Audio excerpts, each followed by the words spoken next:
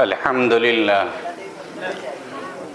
لله نحمده ونستعينه ونستغفره ونؤمن به ونتوكل عليه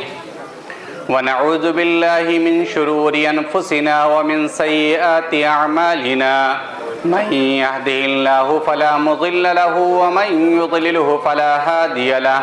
ونشهد أن لا إله إلا الله وحده لا شريك له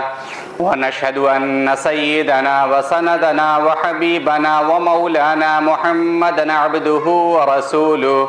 وصلى الله تعالى على خير خلقه محمد وآله وأصحابه وبارك وسلم تسليمًا كثيرًا كثيرًا.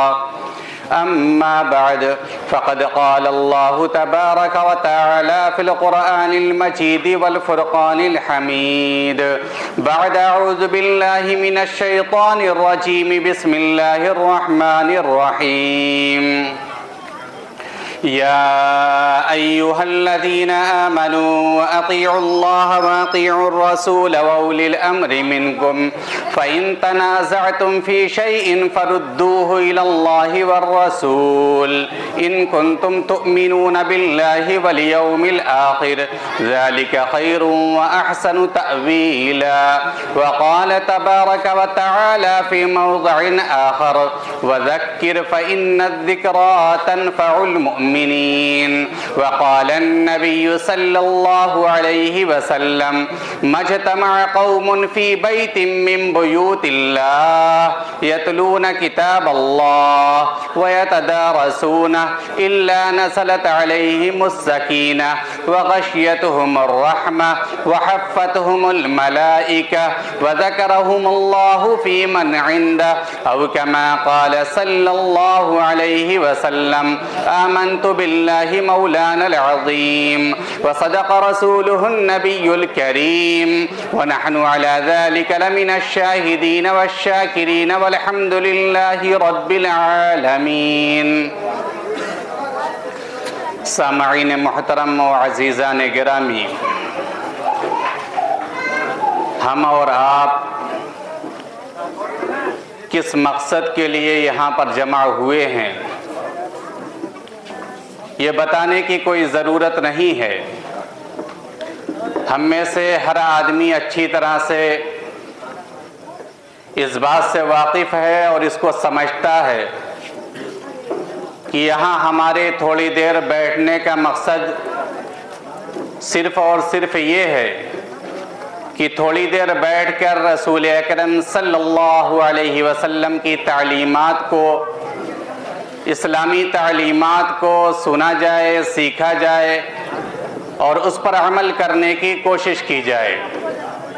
کیونکہ اللہ رب العزت کی رضا اور خوشنودی حاصل کرنے کا اور اللہ رب العزت کی ناراضگی سے بچنے کا اور گمراہی سے بچ کر صراط مستقیم پر زندگی گزارنے کا اور جہنم سے بچ کر جنت میں داخل ہونے کا صرف اور صرف یہی ایک طریقہ ہے کہ رسول اکرم صلی اللہ علیہ وسلم کی تعلیمات کو سنا جائے، سیکھا جائے اور اس پر عمل کرنے کی کوشش کی جائے. اسی مقصد کے لیے ہم اور آپ یہاں پر جمع ہوئے ہیں، اور جو لوگ اس مقصد کے لیے جمع ہوتے ہیں، ایسی مجلسیں منعقد کرتے ہیں، ایسی مجلسوں میں شرکت کرتے ہیں، ان کے لیے رسول اکرم صلی اللہ علیہ وسلم نے بڑی فضیلتیں بیان فرمائی ہیں. لیکن چونکہ پروگرام بعد نماز عشاء کو شروع ہوا ہے، اس لیے زیادہ اس کی تفصیل میں نہ جا کر کے وقت پر پروگرام شروع کرنے کی اور اپنی اصلی مقصد کی طرف رجوع کرنے کی کوشش کریں گے. لیکن ہماری تہذیب اور روایت یہ بھی رہی ہے کہ ہم اب اپنی ہر مجلس، ہر محفل کا آغاز تلاوت کلام اللہ سے کیا کرتے ہیں، کیونکہ قرآن کریم وہ عظیم الشان کتاب ہے جو سراپا خیر و برکت ہے، جو رہتی دنیا تک کے لیے ہدایت کا سامان ہے. اسی طرح سے جہاں بھی اس کی تلاوت کی جاتی ہے وہاں پر انوار و برکات کا نزول ہوتا ہے، اللہ کی رحمت وہاں پر اترنے لگتی ہے، فرشتے رحمت کے فرشتے وہاں پر اترنے لگتے ہیں. تو تلاوت کلام اللہ کے بعد جیسا کہ میں نے شروع میں عرض کیا تھا کہ یہ ہماری تہذیب اور روایت ہے کہ اپنی مجلس کا آغاز تلاوت کلام اللہ سے کیا کرتے ہیں، تو تلاوت کلام اللہ جو اللہ کا کلام ہے تو نامناسب معلوم ہوتا ہے کہ اللہ کے ذکر کے بعد اور اللہ کے کلام کے بعد اس کے پیارے رسول حضرت محمد عربی صلی اللہ علیہ وسلم کا ذکر نہ کیا جائے، جبکہ ہم یہ دیکھتے ہیں کہ اللہ رب العزت نے اپنے نام کے بعد اپنے پیارے رسول حضرت محمد عربی صلی اللہ علیہ وسلم کا نام نامی کلمہ میں بھی رکھا ہے، اذان میں بھی رکھا ہے، نماز میں بھی رکھا ہے، تو نامناسب معلوم ہوتا ہے کہ تلاوت کلام اللہ کے بعد حضرت محمد عربی صلی اللہ علیہ وسلم کا ذکر خیر نہ کیا جائے تو احسن منک لم تر قط عین وَأَحْسَنَ مِنْكَ لَمْ تَرَ قَطُّ عَيْنٌ وَأَجْمَلَ مِنْكَ لَمْ تَلِدِ النِّسَاءُ خُلِقْتَ مُبَرَّأً مِنْ كُلِّ عَيْبٍ كَأَنَّكَ قَدْ خُلِقْتَ كَمَا تَشَاءُ۔ جہاں میں ان سا چہرہ ہے نہیں خندہ جبی کوئی، جہاں میں ان سا چہرہ ہے نہیں خندہ جبی کوئی، ابھی تک جن سکی نہ عورتیں ان سا ہنسی کوئی،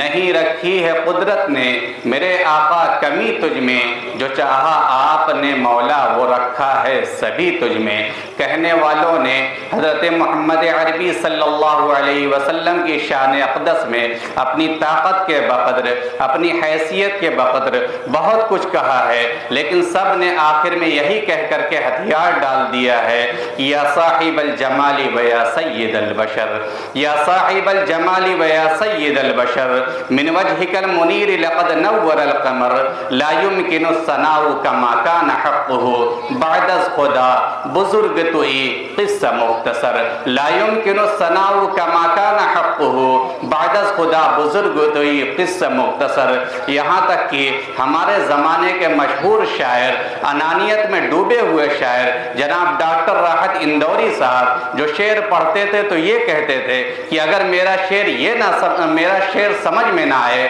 تو یہ سوچ لیا کرو کہ راحت نے کوئی بہت بڑی بات کہہ دی ہے اس لیے میرے سمجھ میں نہیں آ سکی ہے۔ وہ بھی جب یہاں پہنچتے ہیں تو وہ کہتے ہیں کہ زمزم و کوثر و تسنیم نہیں لکھ سکتا، زمزم و کوثر و تسنیم نہیں لکھ سکتا، اے نبی آپ کی تعظیم نہیں لکھ سکتا، زمزم و کوثر و تسنیم نہیں لکھ سکتا، اے نبی آپ کی تعظیم نہیں لکھ سکتا۔ میں اگر 7 سمندر بھی نچوڑوں راحت، میں اگر 7 سمندر بھی نچوڑوں راحت، آپ کے نام کی ایک میم نہیں لکھ سکتا صلی اللہ علیہ وسلم۔ بہرحال آئیے نعتیہ کلام کے بعد اپنے اصلی مقصد کی طرف رجوع کرتے ہیں کہ ہمارا اصلی مقصد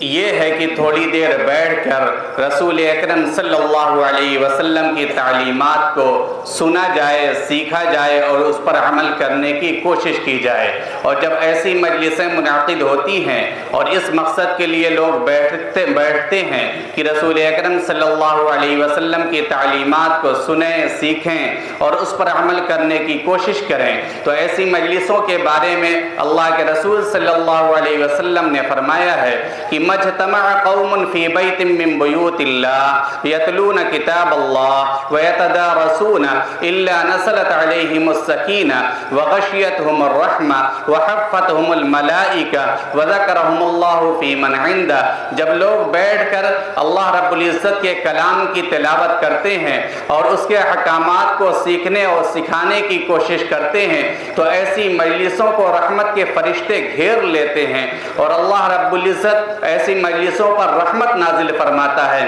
اور اللہ کی طرف سے ایسی مجلسوں پر سکینہ نازل ہوتا ہے۔ تو رحمت کے فرشتے بھی ہم کو معلوم ہیں اور اللہ کی رحمت بھی ہم سمجھتے ہیں، لیکن سکینہ کیا چیز ہے اس کے بارے میں سمجھ لینا چاہیے کہ سکینہ اللہ رب العزت کی طرف سے ایمان والوں کے دلوں پر نازل ہونے والی اس خاص تجلی کا نام ہے کہ جب وہ ایمان والوں کے دلوں پر اترتی ہے تو اس کا اثر یہ ہوتا ہے ہے کہ دل میں گناہوں کی وجہ سے جو ظلمت اور تاریکی بیٹھ جاتی ہے وہ ظلمت اور تاریکی دور ہوتی ہے اور دل میں ایمان کا نور پیدا ہوتا ہے اور اس کی برکت سے شریعت اسلامی پر چلنا آسان ہو جایا کرتا ہے اور گناہوں سے بچنا آسان ہو جایا کرتا ہے۔ تو اللہ کے رسول صلی اللہ علیہ وسلم فرماتے ہیں کہ ایسی مجلسوں پر اللہ رب العزت کی رحمت بھی اترتی ہے اور رحمت کے فرشتے ایسی مجلسوں کو گھیر کر کے بیٹھتے ہیں اور اللہ رب العزت کی طرف سے ایسی مجلسوں پر سکینہ بھی نازل ہوتا ہے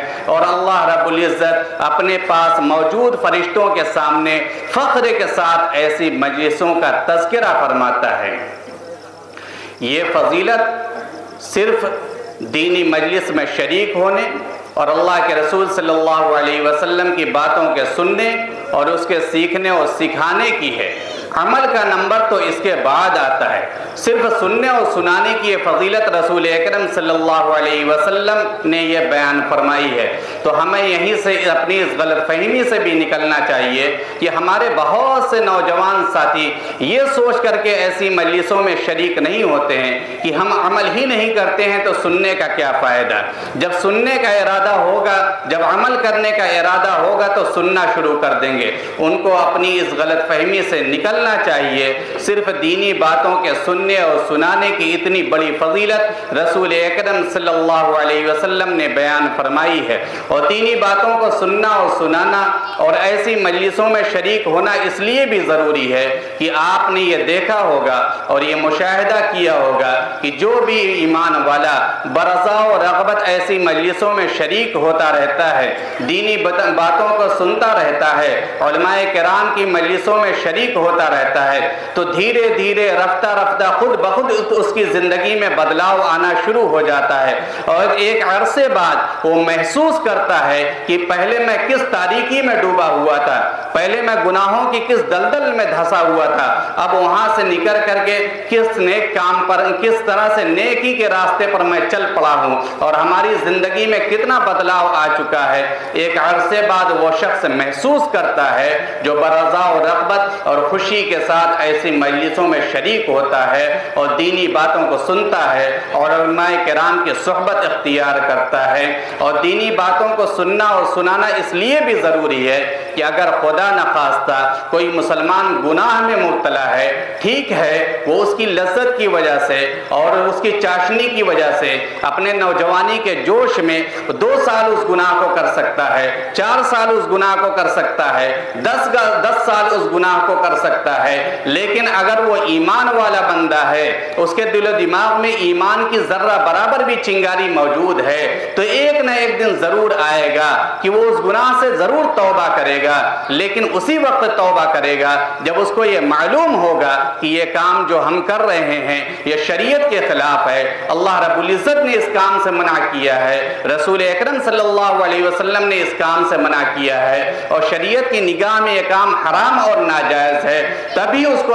توبہ کی توفیق ملے گی، ورنہ پوری زندگی گناہوں میں گزار کر کے بغیر توبہ کے وہ دنیا سے چلا جائے گا، اس لیے کہ اس کو پتہ ہی نہیں ہے کہ جو کام ہم کر رہے ہیں وہ آیا حلال ہے یا حرام ہے، شریعت نے اس کے کرنے کی اجازت دی ہے یا منع کیا ہے، رسول اکرم صلی اللہ علیہ وسلم نے اس کام کے کرنے کی اجازت دی ہے یا منع کیا ہے، اور ظاہر سی بات ہے کون سا کام صحیح ہے، کون سا کام غلط ہے، کس کام کے کرنے کی اجازت ہے، کس کام کے کرنے سے منع کیا گیا ہے، کس کام کے کرنے سے اللہ اور اس کے رسول صلی اللہ علیہ وسلم خوش ہوتے ہیں اور کس کام کے کرنے سے اللہ اور اس کے رسول صلی اللہ علیہ وسلم ناراض ہوتے ہیں، تبھی ہم کو پتہ چل سکتا ہے جب ہم ایسی مجلسوں میں شریک ہوں گے، علماء کرام کی باتوں کو سنیں گے، ان کی صحبت اختیار کریں گے، تبھی ہم کو ان باتوں کا علم ہو سکتا ہے۔ اسی لیے رسول اکرم صلی اللہ علیہ وسلم نے صرف ایسی باتوں کے سننے اور سنانے کی اور ایسی مجلسیں منعقد کرنے کی اتنی بڑی فضیلت بیان فرمائی ہے، لہذا جہاں کہیں بھی ایسی مجلسیں منعقد ہوں تو اپنے دنیاوی کام کاج کو تھوڑی دیر کے لیے موقوف کر کے ضرور ایسی مجلسوں میں شریک ہونا چاہیے۔ ایسی مجلسوں میں شرکت کرنے والے دنیا و آخرت دونوں جہاں میں سعادت کے مستحق ہوتے ہیں، اللہ رب العزت کے نظر خاص اور نظر کرم کے مستحق मुस्तहिक होते हैं। और जो लोग ऐसी मजलिसें मुनाकिद करने की कोशिश करते हैं और उसके लिए भाग दौड़ करते हैं और उसके लिए मेहनतें करते हैं, वो भी दुनिया व आखिरत में अल्लाह रब्बुल इज़्ज़त के खुसूसी नज़र करम के मुस्तहिक ठहरते हैं। और अल्लाह रब्बुल इज़्ज़त ऐसे लोगों को दुनिया में भी कामयाब करता है और आखिरत में उनके लिए बड़ा अजर होता है। आइए इस लाज़मी और तमहीद के बाद, लाज़मी और मुख्तसर सी तमहीद के बाद, आप हज़रात जिस शख्सियत का बयान सुनने के लिए आए हुए हैं, कम अज़ कम इस इलाक़े में तो मुहताज तारुफ नहीं है। बात करने का निराला अंदाज़ है, खिताब करने का निराला अंदाज़ है। अल्लाह रब्बुल इज़्ज़त ने बड़ी कम उम्र में बहुत ही ज़्यादा सलाहियतों से नवाजा है। गुफ्तगू करने का ऐसा अंदाज़ अल्लाह रब्बुल इज़्ज़त ने अता फरमाया है कि बात को दिलो दिमाग में उतार देने का एक अलग ही सलीका अता फरमाया है। जब वो अपना खिताब शुरू करते हैं तो ऐसा सैल रमा जारी होता है, गोया इल्म का एक समंदर बह रहा है, ऐसी सलासत होती है गोया एक समंदर बहा जा रहा है। और ऐसा असर होता है उस खिताबत में कि एक से एक मुर्दा दिल आदमी भी महसूस करता है कि उसके दिलो दिमाग में ईमान की जो चिंगारी दबी हुई है वो ईमान की चिंगारी शोले जवाला में तब्दील हो रही है। इसलिए उस मुकर्रिर का एक लक़ब शुअला बयान भी है, क्योंकि उसके बयान में ऐसी तासीर है कि ईमान वालों के दिल दिमाग में जो ईमान की चिंगारी दबी हुई होती है वो शोले में तब्दील हो जाया करती है। इससे मेरी मुराद मुकर्रिर बेमिसाल बिरादर मोहतरम हज़रत मौलाना मुफ्ती अहमद शमीन साहब की ज़ात गिरामी है। मैं हज़रत को इंतहाई अदब के साथ दरख्वास्त करता हूँ कि वो तशरीफ़ लाएँ और अपनी गुफ्तगू का आगाज़ फरमाएँ।